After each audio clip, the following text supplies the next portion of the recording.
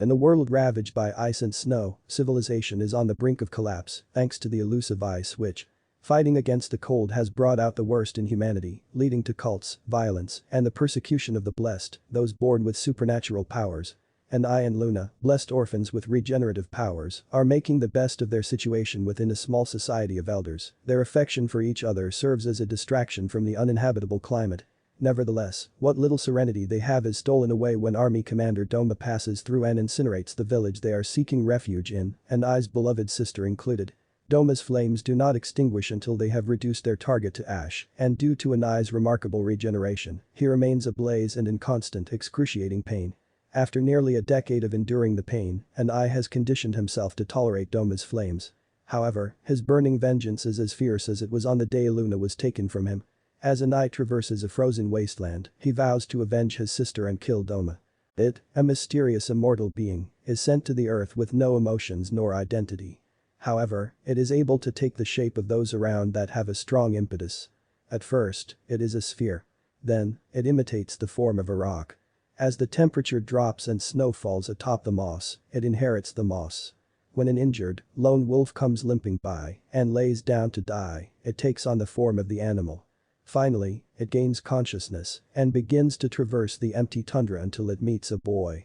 The boy lives alone in a ghost town, which the adults abandoned long ago in search of the paradise said to exist far beyond the endless sea of white tundra. However, their efforts were for naught, and now the boy is in a critical state. Acquiring the form of the boy, it sets off on a never-ending journey in search of new experiences, places, and people.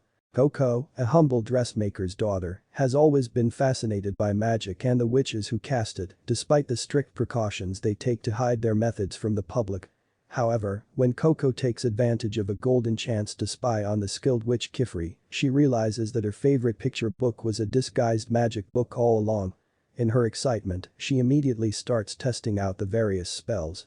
When a spell causes a disaster in her home, Kifri rescues her just in time and decides to train her, realizing that she is the first lead he has found that could help him track down the Brimmed Caps, a dangerous group of heretics who experiment with forbidden body, altering magic and spread magical artifacts among the commoners.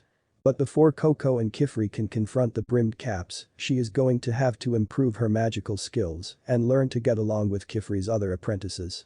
Long ago, there was a god of light and a god of darkness. While those devoted to the god of light experienced happiness and good fortune, the god of darkness would play tricks on the people and steal their joy. And so, as the legend goes, the god of light decided to punish him by turning him into a monster. Enraged by this, the god of darkness wielded his punishment as a curse in order to inflict suffering upon others. Because of his actions, he was banished to the outside, where he and his monstrous children are to remain for eternity, while those from the inside must never come in contact with someone from the outside, lest they be cursed with a hideous form. A little girl named Shiva, an insider, is found by an outsider she comes to know as Sensei. Though they cannot touch, Sensei cares for Shiva as best he can, and together they live a moderately happy life.